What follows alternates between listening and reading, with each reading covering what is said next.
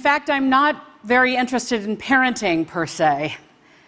It's just that there's a certain style of parenting these days that is kind of messing up kids, impeding their chances to develop into their selves. There's a certain style of parenting these days that's getting in the way.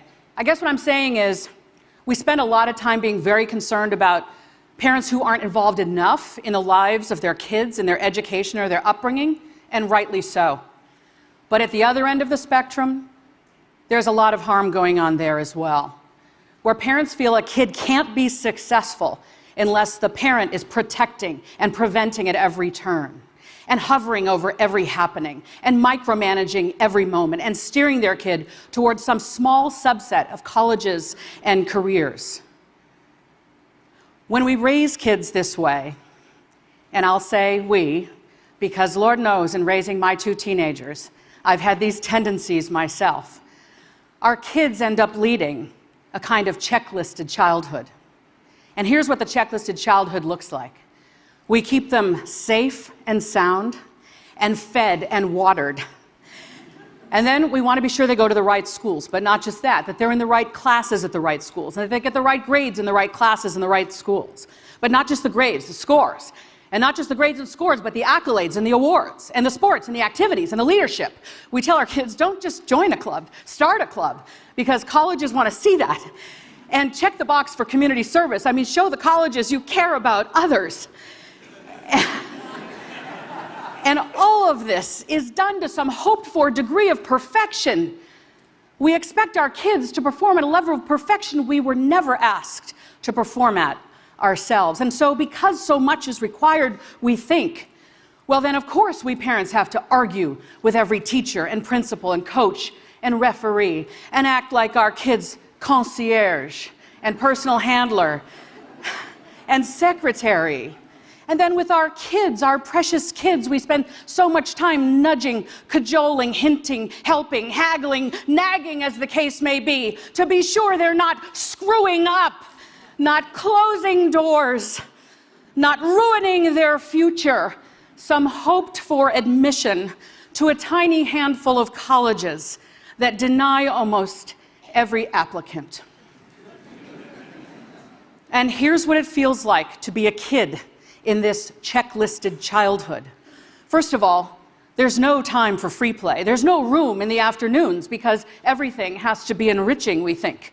It's as if every piece of homework, every quiz, every activity is a make-or-break moment for this future we have in mind for them, and we absolve them of helping out around the house, and we even absolve them of getting enough sleep as long as they're checking off the items on their checklist. And in the checklisted childhood, we say we just want them to be happy, but when they come home from school, what we ask about all too often first is their homework and their grades. And they see in our faces that our approval, that our love, that their very worth comes from A's.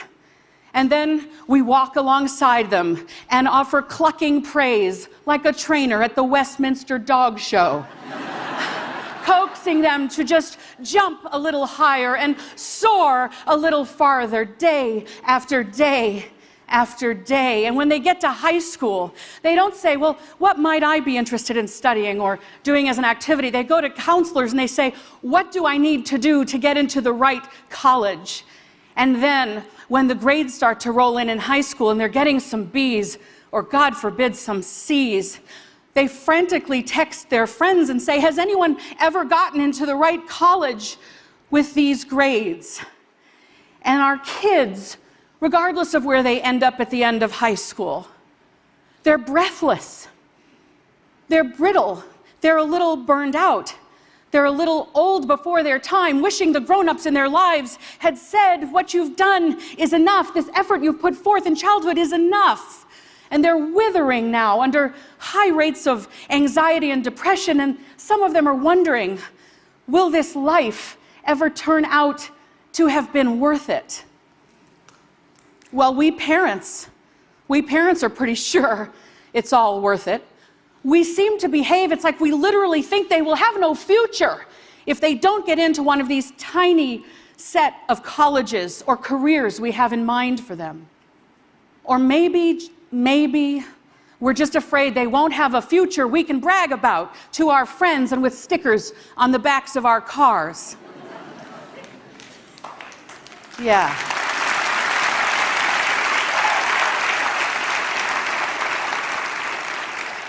But if you look at what we've done, if you have the courage to really look at it, you'll see that not only do our kids think their worth comes from grades and scores, but that when we live right up inside their precious developing minds all the time, like our very own version of the movie Being John Malkovich, we send our children the message, hey kid, I don't think you can actually achieve any of this without me.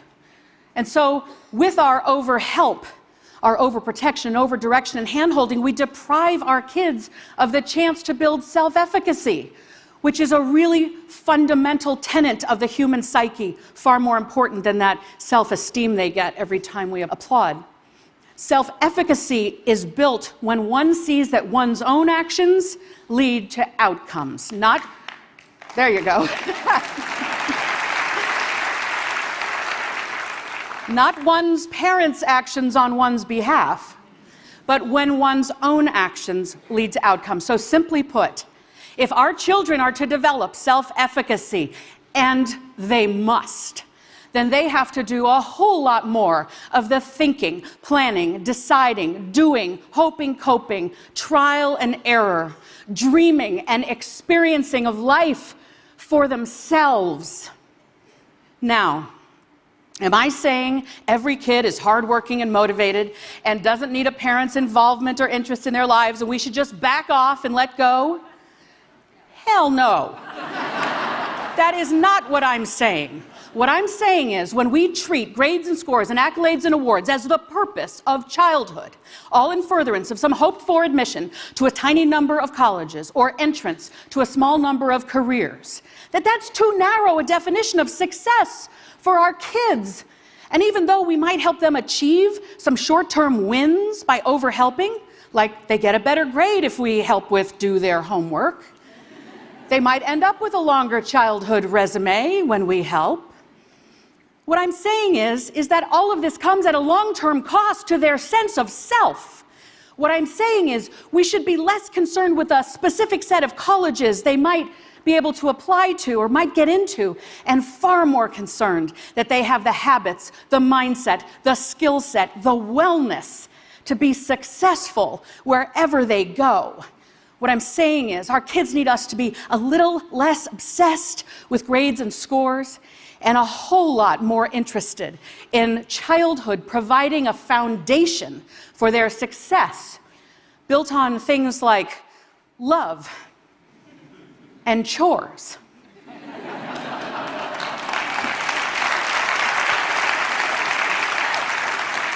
Did I just say chores? Did I just say chores? I really did. But really, here's why. The longest longitudinal study of humans ever conducted is called the Harvard Grant Study. It found that professional success in life, which is what we want for our kids, that professional success in life comes from having done chores as a kid. And the earlier you started, the better. That a roll up your sleeves and pitch in mindset, a mindset that says, there's some unpleasant work, someone's got to do it, it might as well be me.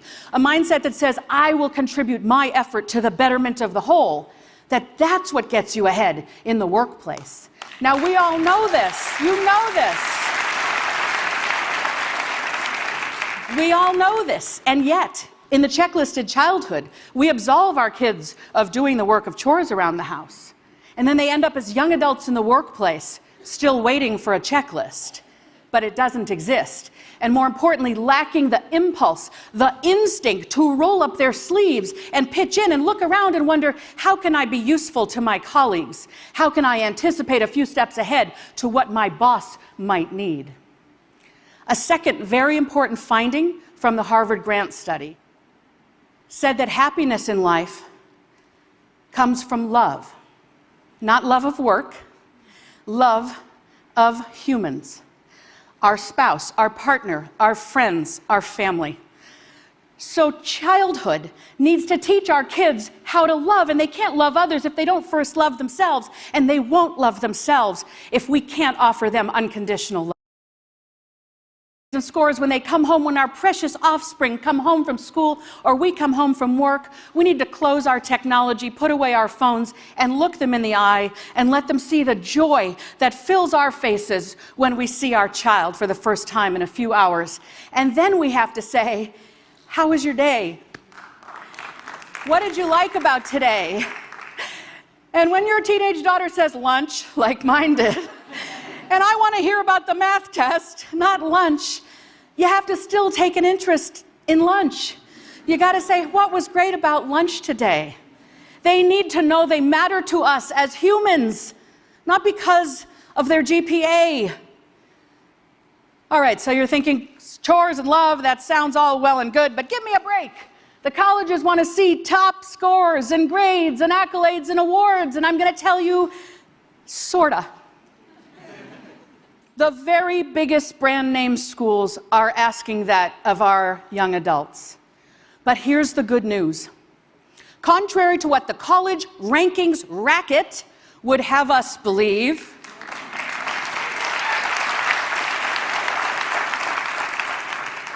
you don't have to go to one of the biggest brand name schools to be happy and successful in life. Happy and successful people went to state school, went to a small college no one has heard of, went to community college, went to a college over here and flunked out.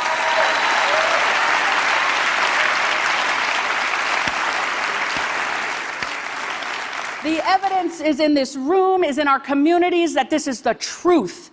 And if we could widen our blinders and be willing to look at a few more colleges, maybe remove our own egos from the equation, we could accept and embrace this truth and then realize it is hardly the end of the world if our kids don't go to one of those big brand name schools. And more importantly, if their childhood has not been lived according to a tyrannical checklist, then when they get to college, whichever one it is, well, they'll have gone there on their own volition, fueled by their own desire, capable and ready to thrive there. I have to admit something to you. I've got two kids I mentioned, Sawyer and Avery. They're teenagers. And once upon a time, I think I was treating my Sawyer and Avery like little bonsai trees that I was going to carefully clip and prune and shape into some perfect form of a human that might just be perfect enough to warrant them admission to one of the most highly selective colleges. But I've come to realize, after working with thousands of other people's kids and raising two kids of my own, my kids aren't bonsai trees. They're wildflowers of an unknown genus and species. And it's my job to provide a nourishing environment, to strengthen them through chores, and to love them so they can love others and receive love. And the college, the major, the career, that's up to them. My job is not to make them become what I would have them become, but to support them in becoming their glorious selves.